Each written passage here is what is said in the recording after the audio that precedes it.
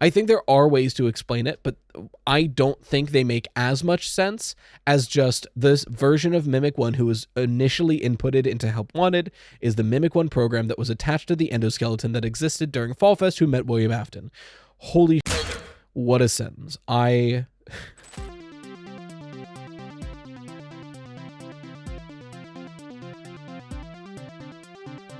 Ladies, gentlemen, and those with the good sense to do away with the whole notion, I welcome you to the premier audio medium for all your Fazbear entertainment needs. The Freddy Fazbear Pizza Podcast. Note, FFPP is not responsible for any loss of appetite, disinterest, dismemberment, or other legally classified statuses. So strap in and enjoy. Hello, everybody. Welcome back to the Freddy Fazbear Pizza Podcast. I'm your host with the toast, Toast, here to talk about Five Nights at Freddy's as we always do. But of course, we have to talk about content first once I figure out what the hell is going on with my mic stand because I just can't get it to where I want it to be. So last week was an experiment that didn't super go well. I think... So those who have been watching the podcast know that I'm kind of considering different content styles and different like delivery methods, and I wanted to kind of pull back from that like hyper content focused YouTuber voice kind of thing, but I think I went too far in the calm direction and just came off as some people said, rightly so, a little sad.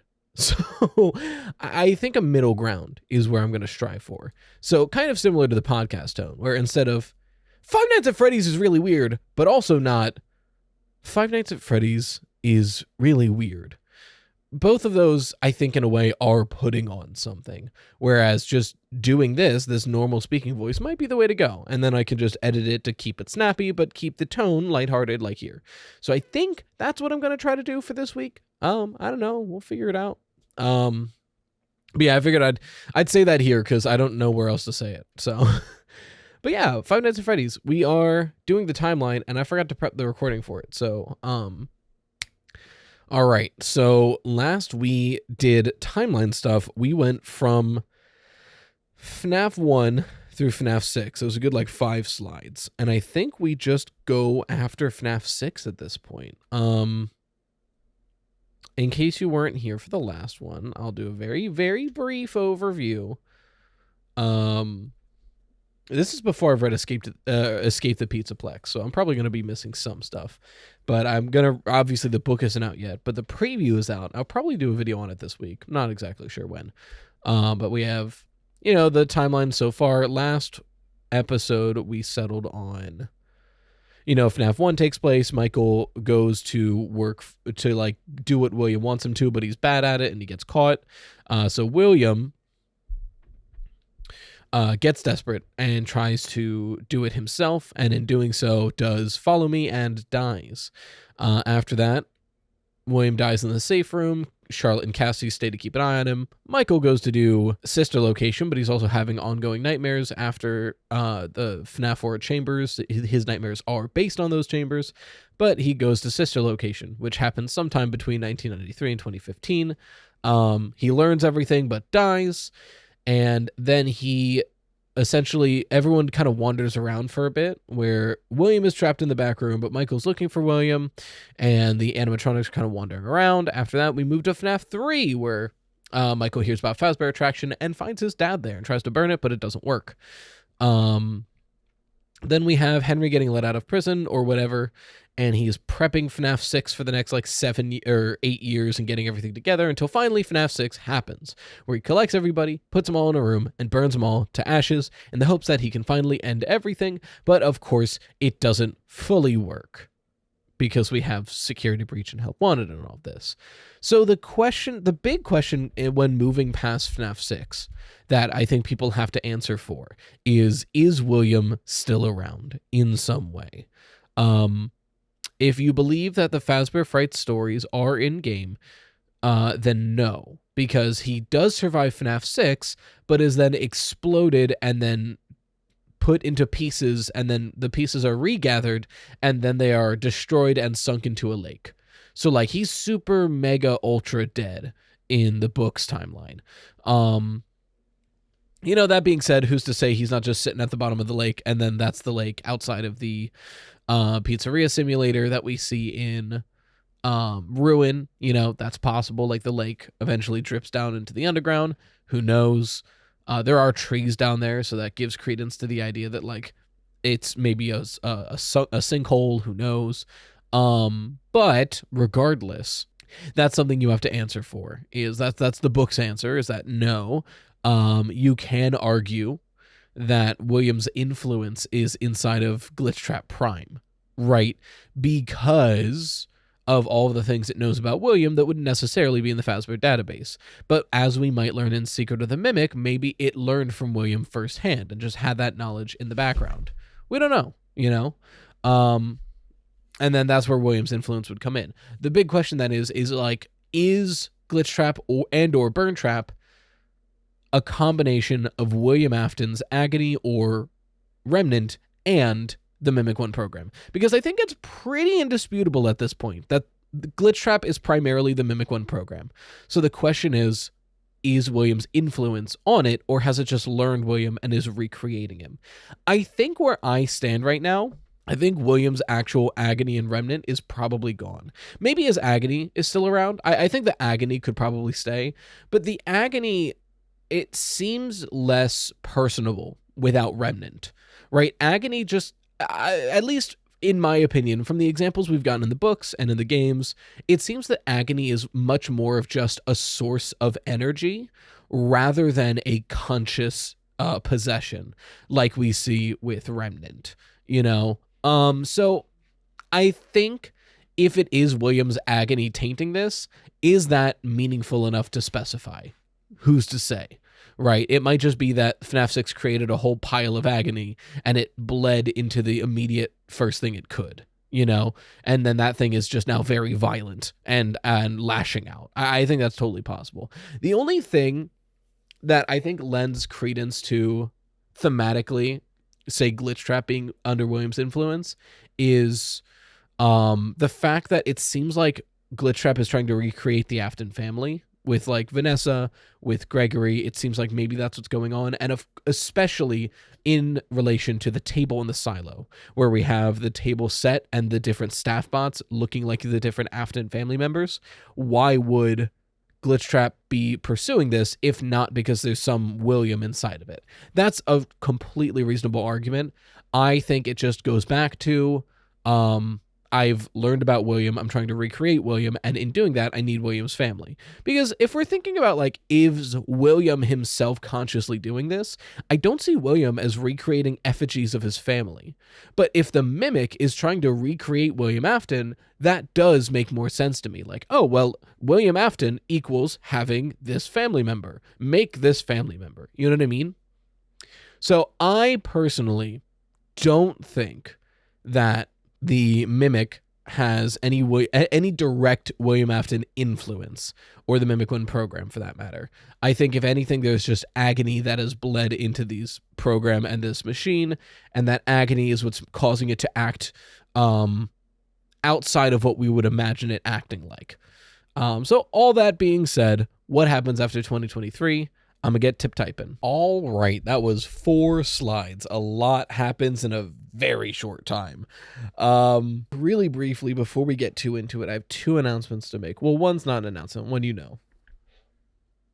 And it's the announcement I made on Friday that the MARQ plushie is live. Look at this little guy. We almost didn't go with this design, but when I got the test of it, I really like his eyes. Because it's giving the like blue eye meme where they're just like staring into your soul, and that's kind of what this gives, and I kind of love it. Like any other makeshift plush, we need to sell at least 200 for them to actually make it. We're at 56 already, which for an underperforming video, I'm really happy about. So hopefully, the next 2 videos perform much better to help those numbers go up. But we're going to be doing big event streams to help push this. This Friday, we're doing Ban on this channel, Ban 0.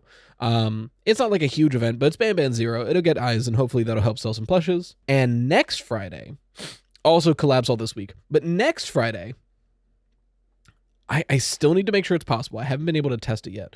So maybe I'll test it after I record this. And if it's not possible, I'll think of something else and I'll not do that.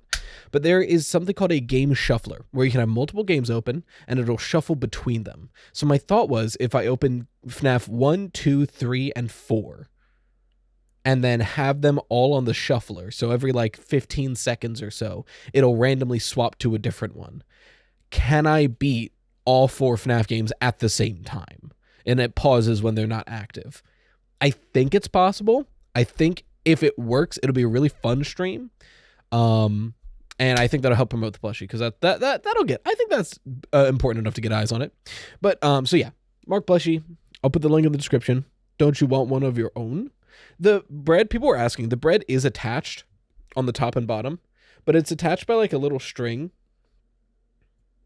So like, I'm not saying you should do this, but theoretically, if you wanted to have the toast be removable, I'm sure you could just like snip it so you could take it off and on. I don't know exactly how that works, and I haven't done it myself, but I see like the little string, but it comes attached, but you can like, you know, move the bread however you wish.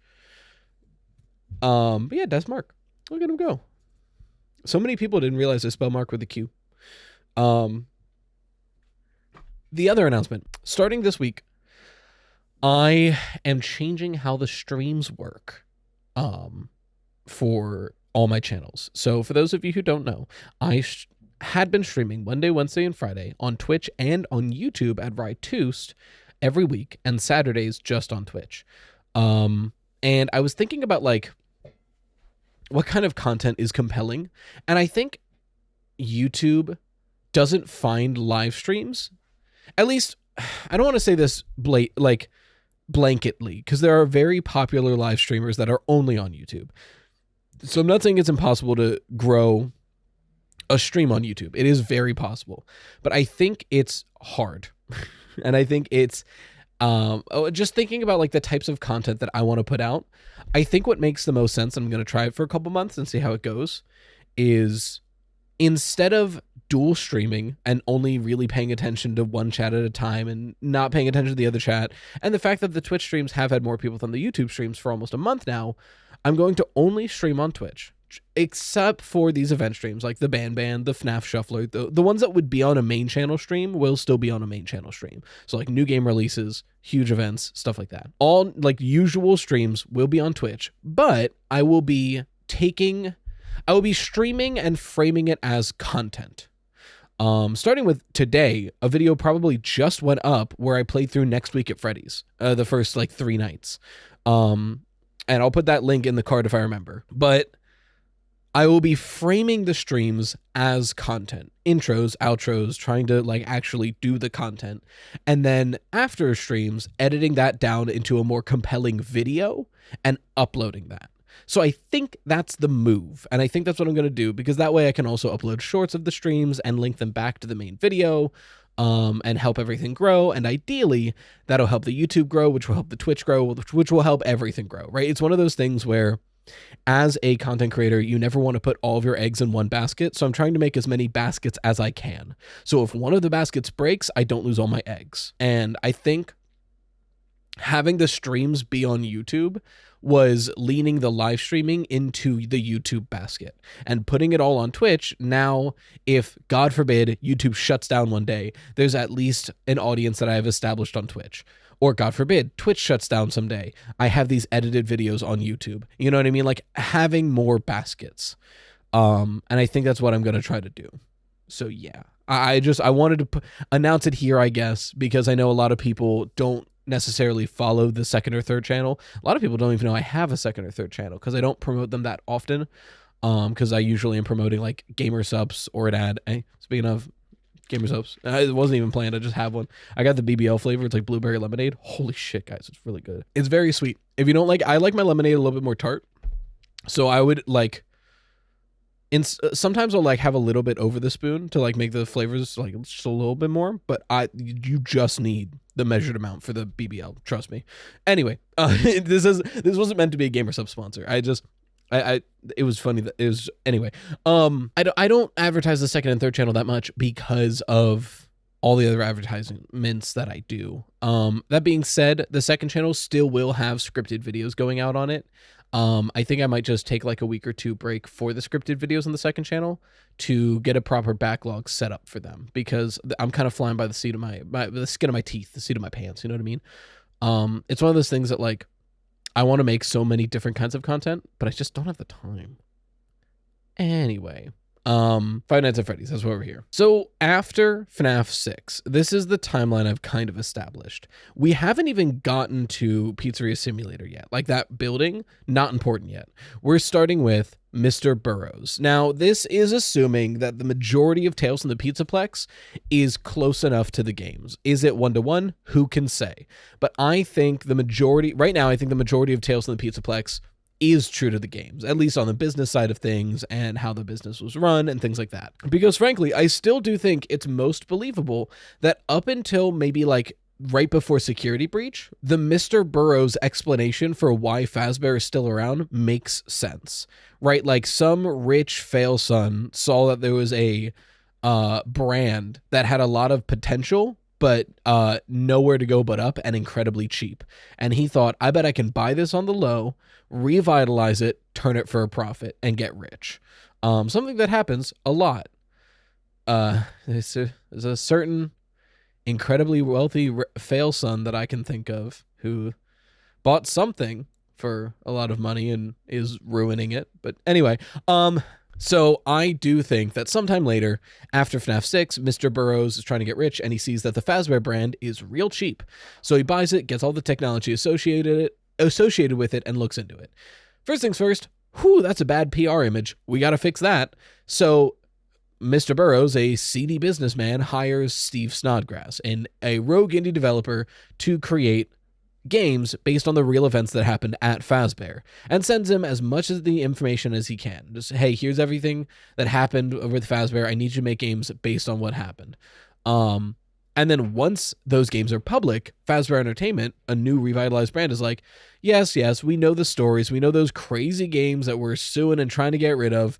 But look, we're not above making fun of ourselves. Look, let's own it. You guys think we're a little creepy? Let's be a little creepy. Let's have fun with it. And this way, they open the door to make Help Wanted, and they're doing multiple things, right? They're killing multiple birds with this one stone, because these games not only make it seem more outlandish that these real things happened, but like I've mentioned before, this buries the search results, right? If you are in the Fazbear world and you want to look up the missing child incident, before these games came out, you probably get like 2 or 3 results from like a newspaper in Utah from like 15 years ago. But now, if you look up missing child incident, you're going to get, oh yeah, this guy made a game about Fazbear and he made up this missing child incident that happened there. And isn't it so outlandish? And you just get things about the game, and it buries and muddies the search results. So now that the indie games are out there, we have to make a VR game to capitalize on this. How do we reach the youths? A cool new video game criticizing the indie games, while actually all you're doing is a purposeful Streisand effect. The Streisand effect is like anytime you're trying to bury a news story, you only promote it, which, kind of goes against what I just said. But in the sense of like, anytime you come out publicly and like, don't look up this thing, or like, don't do this thing, people will only do it more.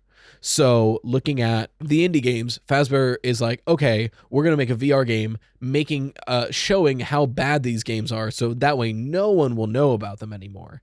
And they're purposely doing it to promote these games, right? Because they know making a whole game and having the intro of the game be, yeah, there's these crazy indie games that we don't support. People are going to look up those indie games. So it's the no publicity is bad publicity. They are purposefully trying to squash the story to promote it.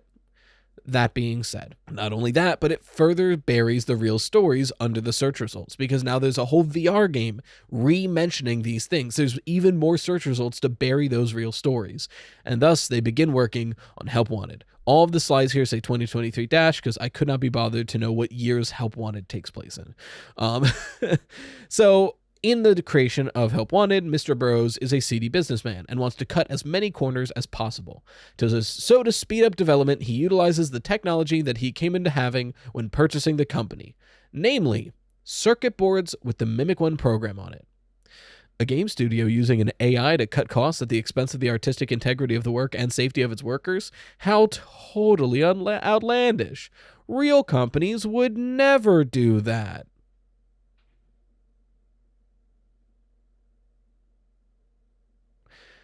So they send the hardware to get scanned into a system programming, and they scan it in, and once done, the Mimic One program is inserted into the game.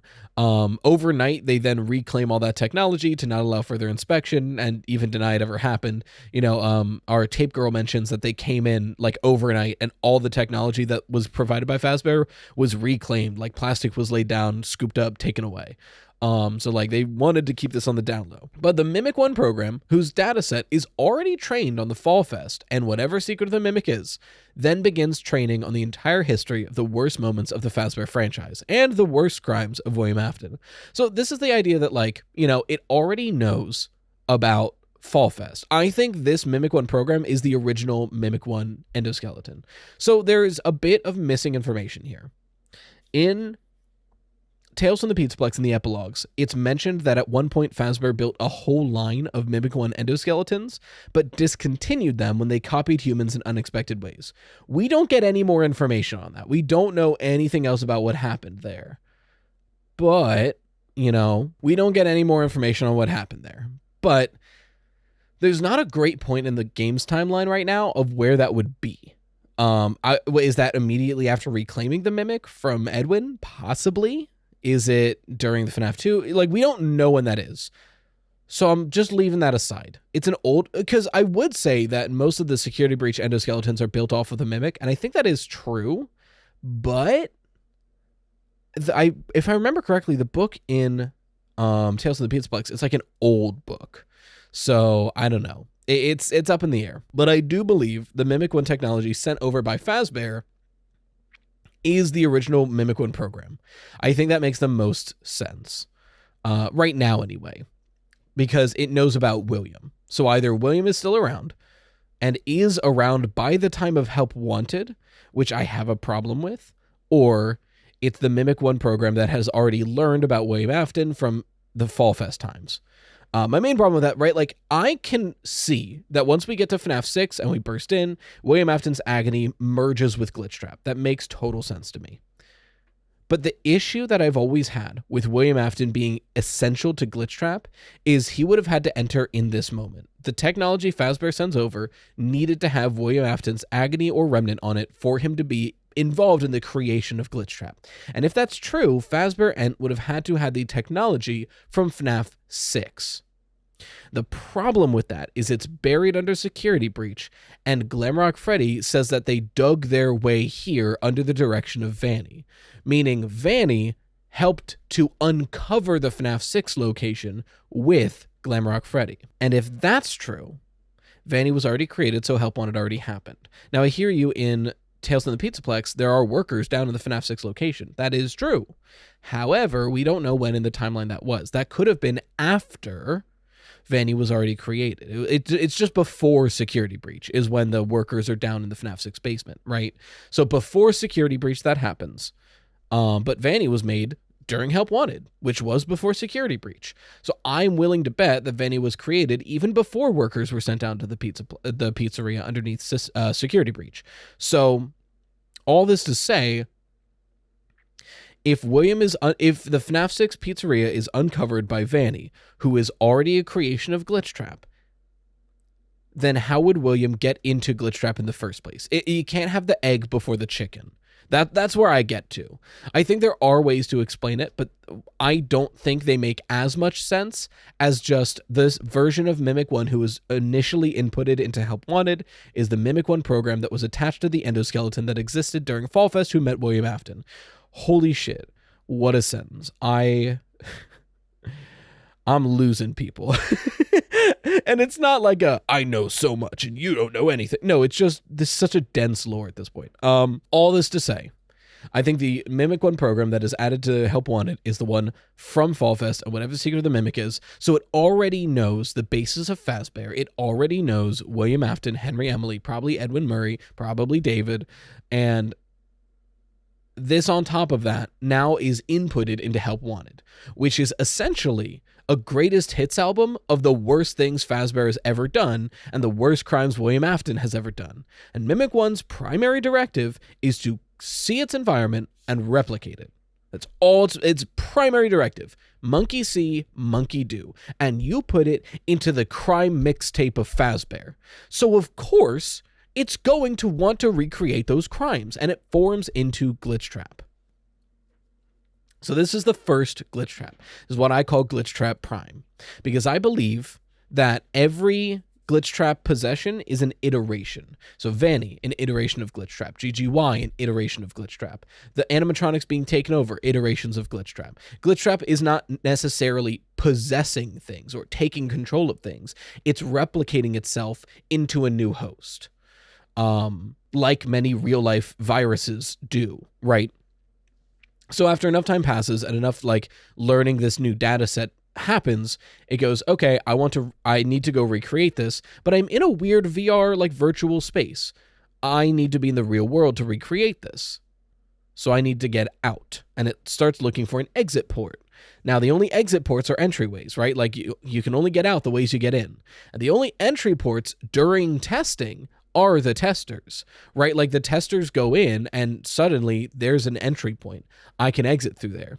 So it picks one, Jeremy. Next slide. Man, this is all just help wanted. And we are like almost 30 minutes in. Granted, I guess I talked about a lot of YouTube stuff for 10 minutes of that, whatever. So Jeremy is the refusing chosen, right? He is the first attempt of Glitch Trap to take something over, and he begins to tempt Jeremy to let it out, threatening him to stay in line, the works, the stuff Glitch Trap usually does. But even though it almost overwhelms Jeremy, and Jeremy begins making the Vanny mask to assist in Glitch Trap being transferred out, at the last moment, Jeremy cuts off the VR headset with the guillotine paper slicer, scarring his face in the process. Now, this leans on ID's Fantasy's explanation of Jeremy Help Wanted, where he survives this incident and later is Cassie's dad, which I was against for a while, and I admit that. Because I was like, oh yeah, he cuts his face off, he dies, because the Halloween mask. But ID's Fantasy has two really good points that won me over. One, the Halloween mask the tape girl sees is in a well-lit room. I think she would know if it was a real human face. But two, something that is brought up and is important is that, 3 points, because one, there's a lawsuit because of what happened with Jeremy. And if there's a lawsuit, it makes more sense for him to be alive to be suing, unless his family is suing on their behalf. But then how would they know, how would they know that's what happened, not just a workplace accident? And then there's the third point, and this is what really won me over. The Candy Cadet story from Ruin speaks about a woman who goes to fight a witch and barely escapes with a scar, or a girl who is preyed on by a witch, but barely escapes and is left scarred for the rest of her life. When she's older, she returns to the woods to face off against the witch. But at the entry point, meets a young boy who is like, I will help you find the witch. But first, you should rest in my house. And when the woman rests, the witch closes the oven door and has her meal. It was all a trap. The boy was working with the witch. This story is in Help Wanted 2. Help Wanted 2 is almost definitely Jeremy or Cassie's dad looking into the Pizzaplex and being tricked by Glitch Trap into falling into the trap, right? If this story that's in Help Wanted 2 is about Help Wanted 2, then the protagonist of Help Wanted 2 has faced off with Glitch Trap before and was left forever scarred. The only other victim we know who faced off against Glitch Trap and got away is not Vanny. It's not the tape girl. It has to be Jeremy, right? So, unless it's talking about Vanessa, but that doesn't quite line up, especially if we're talking about the protagonist, because we know for a fact the protagonist of Help Wanted 2 is not Vanessa. She's busy being Vanny in the second ending of the game. So, if it's not Vanessa, then it kind of has to be Jeremy Help Wanted. And that really won me over, right? He faced off against Glitch Trap, he escaped, but he scarred himself with that guillotine paper slicer, and then sometime later, when he's older, he comes back to the Pizzaplex to try to end this and get rid of Glitch Trap, but instead is tricked by a boy. Now I know you want to say Gregory, and technically probably Dr. Rabbit, but GGY/GGY, but that Helpy in Help Wanted 2, that Helpy who's tricking you, oh yes, listen to me, and that ends to the death of the main character and the revitalization of Glitch Trap. That makes a lot of sense. And then everything lines up with that story. So that being said, IDs, you convinced me. Jeremy Help Wanted is Help Wanted 2 protagonist, and because of that, he does survive this incident. Now, there is one issue that I do want to bring up, and I don't know how to square it away. I almost forgot this.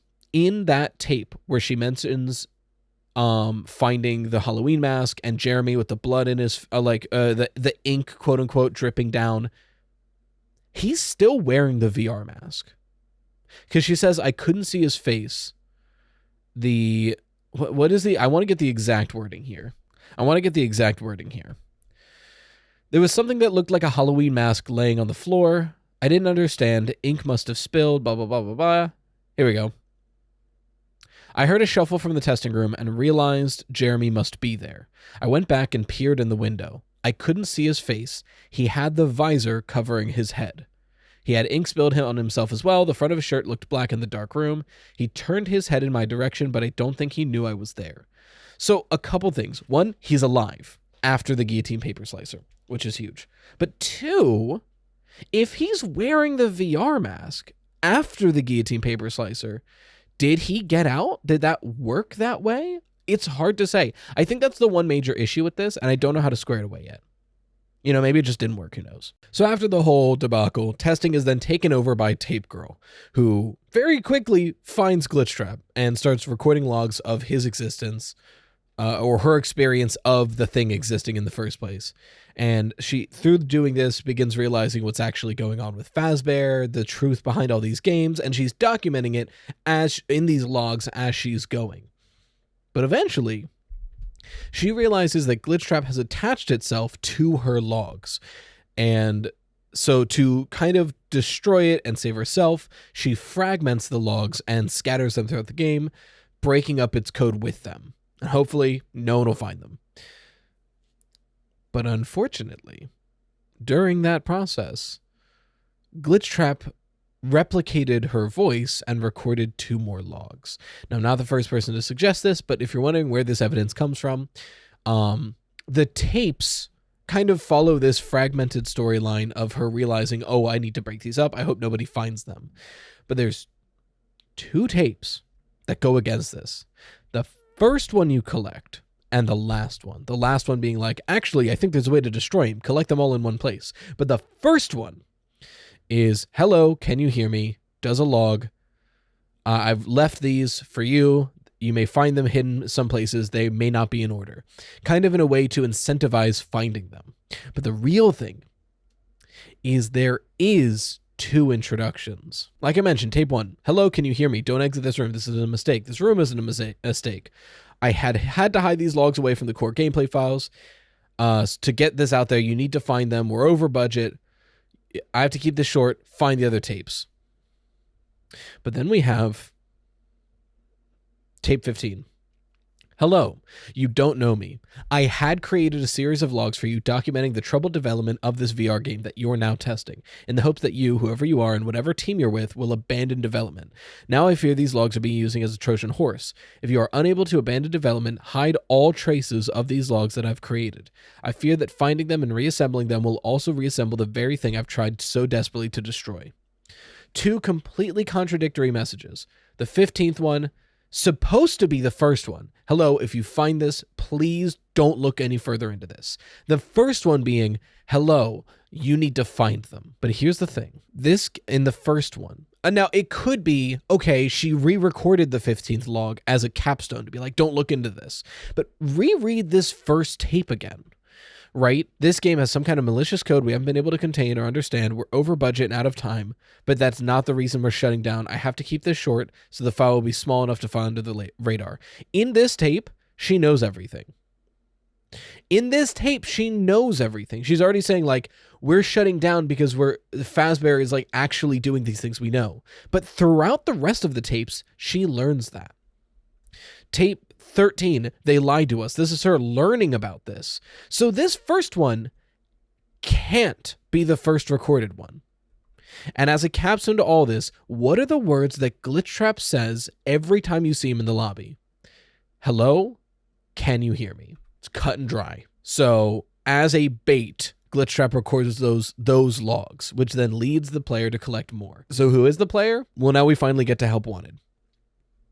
Everything was setting up Help Wanted. We are now at Help Wanted, where the game is shifted to a new company and Vanessa takes over as the main tester, us the player, and now Help Wanted begins. I think we play as Vanessa. She collects the tapes, follows the instructions, and her mind is partially taken over by Glitchtrap, creating the Vanny mask in the process. We see this in the DLC where she has the mask. She was like, I made it. I think you'd be proud. I think you'd like it. But more accurately, like I mentioned earlier, I don't think this is Glitchtrap possessing her mind or controlling her. I think this is Glitchtrap replicating itself inside of Vanessa's mind. I think Glitchtrap has made a copy of himself in Vanessa's mind, which exhibits itself as Vanny, which leads credence into what happens in Help Wanted 2. Because there's something that I didn't really get to make a main channel video about yet, but I mentioned it on a previous podcast where somebody pointed out that in the flesh, the Mpreg story has really important lore where when he's making the digital spring trap, it keeps creating copies of itself, and every time the new copy kills the old copy. Every single time. And I think that's explaining what we're seeing in Help Wanted 2. I think it makes so much sense, but nobody looked into it because nobody wanted to reread In the Flesh, but somebody did, and I thank them a lot for it. Anyway, she begins researching how to assist at this, and this is a lot of those the AR emails, the special delivery emails where we see Lewis like, hey, why are you looking up how to induce human complacency and stuff like that? And her therapist, these are the CD logs and security breach, all this is going on. Eventually she creates the external Vanny mask. It allows consciousness transference, and her test subject, the person she's trying it on, none other than Gregory Security Breach. He's an arcade frequenter. He's really good at the arcades, has pretty good high scores, but she goes, Gregory, I think you deserve a reward. You're one of the best people here. Take this mask, and it'll make you much better at the arcades. And he does, and it does make his scores way better, like the MOE in VIP. But after enough exposure, like in Ruin, his mind is also taken over, and he's turned into GGY, or Dr. Rabbit, a more full transformation than Vanny. And now that we have the Pizzaplex, Vanessa working at the Pizzaplex, Dr. Rabbit and Vanny, the stage is set for Security Breach. But looking at the time, we're probably going to do that next time because this whole episode was just Help Wanted. Granted, it was the transition from FNAF 6 to Help Wanted. But it's in this time also, right, like pre-Security Breach, when Dr. Rabbit and when Vanny are here, that we dig to FNAF 6. But that'll be next time. So begin preparing for Security Breach. I think Dr. Rabbit makes more sense than GGY. GGY was just his arcade gamer tag. Dr. Rabbit is what he went by in the group project. Anyway, maybe we'll learn more about that in Escape the Pizzaplex. I sure hope so, because Gregory's in it, I do want to say, and I'm going to bring this up in this week's video if I make it about Escape the Pizzaplex. A lot of people are bringing up that Escape the Pizzaplex is giving evidence for Gregbot because she says Gregory, her human best friend. And everyone's like, they didn't need to specify that. It's a twist because he's not a human. It's because he's a robot. It's human best friend instead of the... No, guys. Again, I didn't read it yet myself, so I don't know for certain, but I'm going to read it. And I almost guarantee you the reason Gregory is listed as her human best friend is because Roxy is her animatronic best friend. The differentiation is best friend. Gregory's my human best friend. Roxy's my animatronic best friend. Almost guarantee. Anyway. Yeah. I guess that's a podcast episode. We're at about 45 minutes, I think, if I did my math right. Like I said, there's like 20 minutes of typing in the middle of this. Reminders, MARQ plushie. Get yours. If we get 200, they get to be real. Or if not, then this is the only one in existence, and I'll sell it for $10,000 in 5 years. And also, right now, again, on the second channel, first ever gameplay video on that channel that's like, well, okay, there were like highly edited. This is loosely edited. It's like an hour long. It's the first 3 nights of Next Week at Freddy's with minimal editing to cut out like BRB screens and, you know, dead air and a lot of the like redemptions that people get distracted by from the live stream stuff. So it's just the live stream and any redemptions that either I think were funny enough to be included or like things that I wanted to shout out. So go watch that. I'll put in the card if I remember. And yeah, until again, no questions because these timeline episodes take so long. But until next time, as always, thank you for watching the Freddy Fazbear Pizza Podcast, where the pizza abilities are endless. We hope to enjoy your future patronage. Bye-bye for now.